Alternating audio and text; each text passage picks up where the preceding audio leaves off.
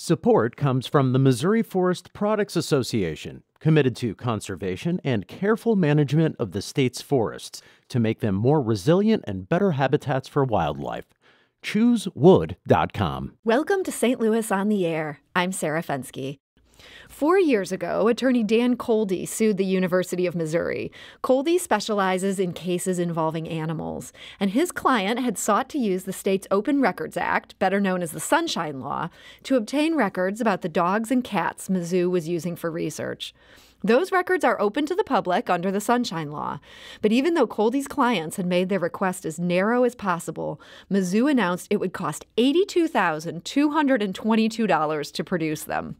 Many people would have walked away at that point. Well, Kolde's clients sued, and earlier this week, on Monday, the case finally wrapped up, with the judge signing off on Mizzou needing to pay Dan Kolde and his clients $175,000. And joining me to talk about the remarkable resolution to this long-running lawsuit is attorney Dan Kolde. Dan, welcome to the program. Oh, thank you, Sarah. I appreciate it. Always good to talk to you.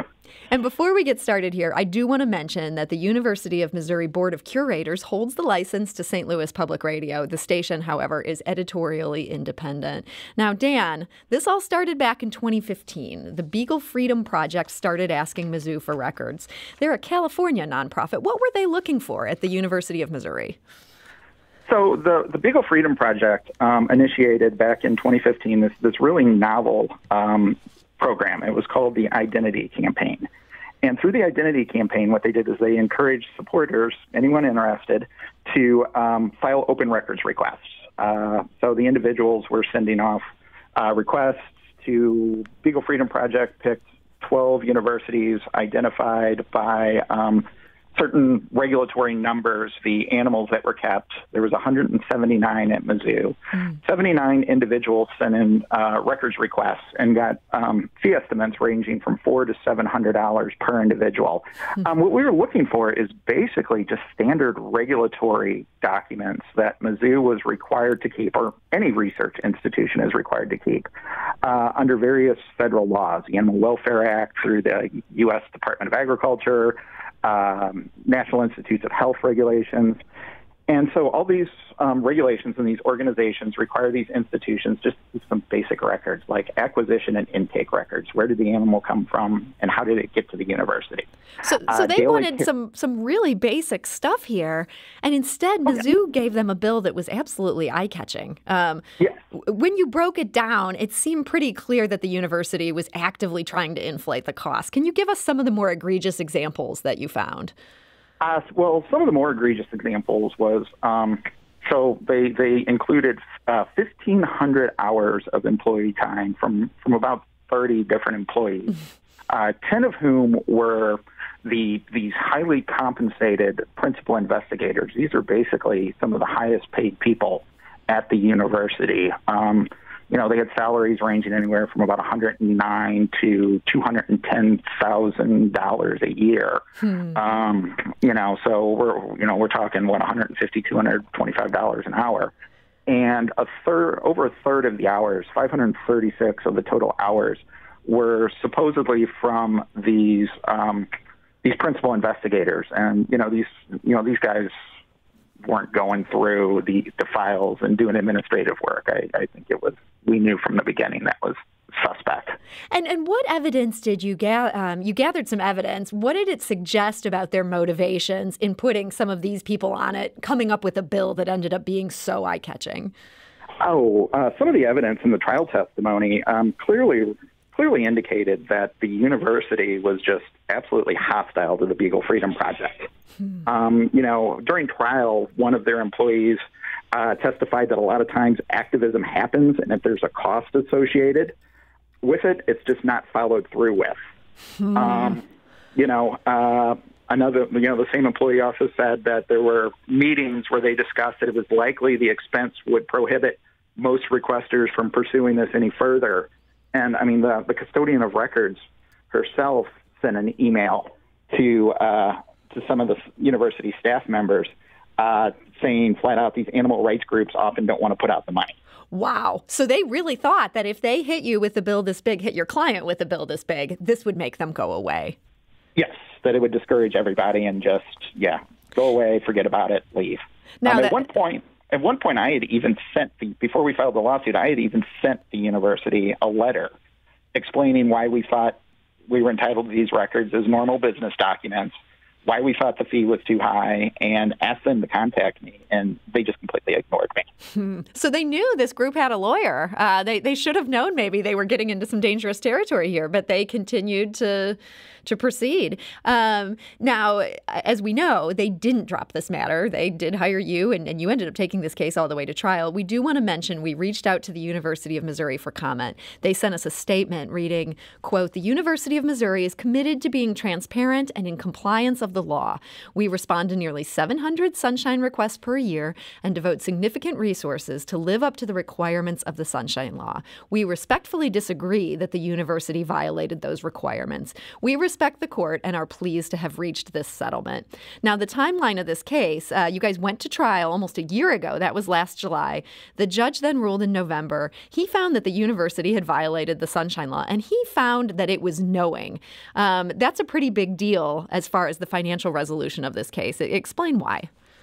Okay, so under the Sunshine Law, there's three penalties for violating. One could be, the public governmental body violated the Sunshine Law, but the law wasn't clear and they didn't know. Mm-hmm. And under those circumstances, there's usually no penalty. The next level up is knowing, which is that the university knew what it was supposed to do and just didn't do it. So they knew their obligations and they just ignored their obligations. The highest level is what we call a purposeful violation.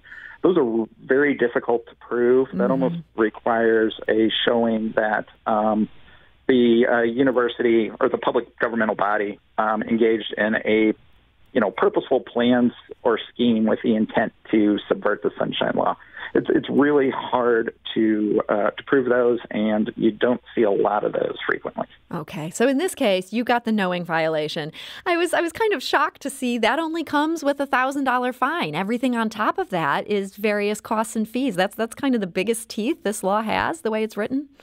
Yes, and it's not even a fixed $1,000 fine. It's a maximum of $1,000. So at the court's discretion, applying various factors, the court could have imposed a fine less than $1,000. $1,000 is just the cap. Okay, so you did hit that cap. Then how did we get to $175,000 as the total bill Mizzou needs to pay here?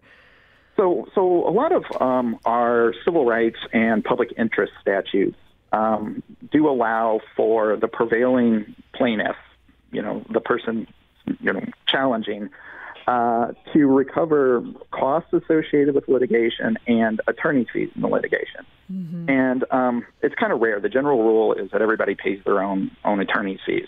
But for things like the Missouri Human Rights Act with discrimination, things like the Missouri Merchandising Practices Act, things like the Sunshine Law, things like constitutional cases, to encourage lawyers to take these cases, especially cases against, a lot of times governments who just have so much more in resources to fight back.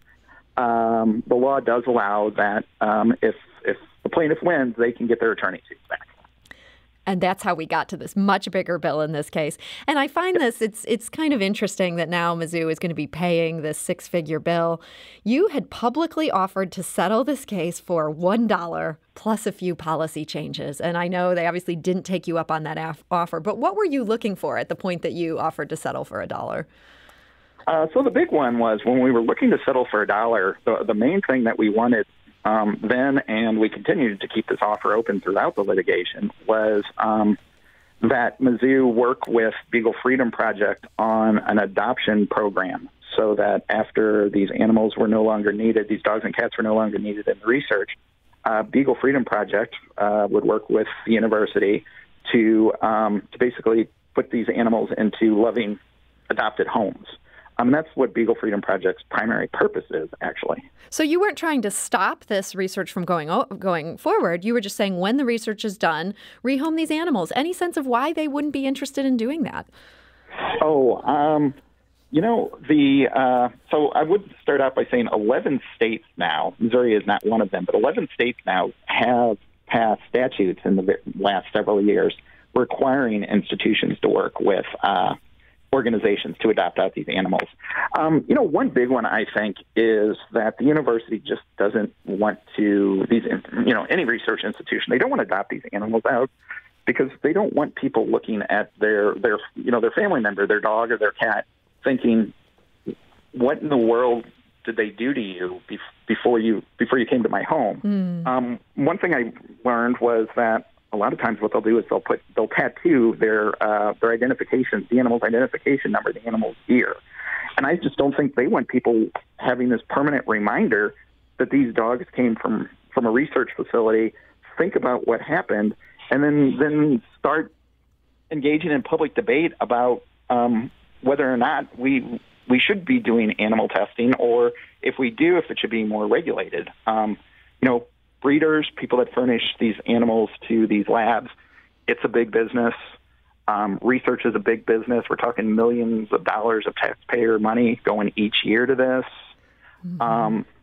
There's powerful lobbying groups that favor the industry that just don't want, it's basically public information. They don't want the public talking about this. And I think some of these research professors are scared. They've spent their entire careers doing animal research.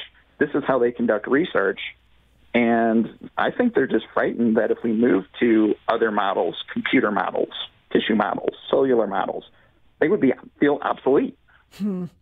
Now, I know at the time that your client started pursuing these records, the University of Missouri had 179 dogs and cats they were using for research. And we did ask them specifically how many cats and dogs are currently being used for research and testing. And a spokesman told us, quote, because of the COVID epidemic has significantly altered our research projects, I just don't have an accurate number that I could provide. Dan, I know your client sought these records as part of this much bigger project. Now that they've won this case and now that you've gotten all your legal fees, is that project continuing? Where does all that stand? So Beagle Freedom Project kind of put that project on hold to focus more on their adoption, and they're trying to get legislatures to pass the Beagle Freedom adoption, humane retirement bills. I know there's talk that maybe trying to revise it in the future. I know there's other organizations out there that are starting to do the same thing. So, there's always a concern about duplication of, efforts. And one thing I would like to respond to the university's statement about not knowing how many, I would kind of disagree with that because under USDA regulations, they're supposed to have a running list of all the dogs and cats they're using in research. So I've seen the documents. They should have just been able to open a book and give you that piece of information if they had wanted to. Well, Dan, I wonder if somebody needs to put in a sunshine law request here. I kind of am anticipating there's going to be some more sunshine requests. Well, Attorney going out here soon. Dan Kolde, I want to thank you so much for joining us today. Okay, perfect. Thank you, Sarah. This is St. Louis on the Air on St. Louis Public Radio, 90.7 KWMU.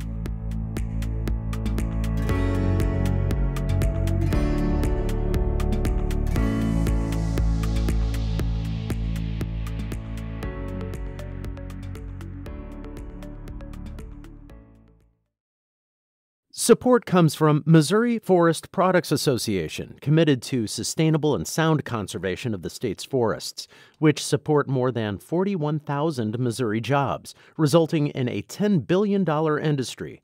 ChooseWood.com.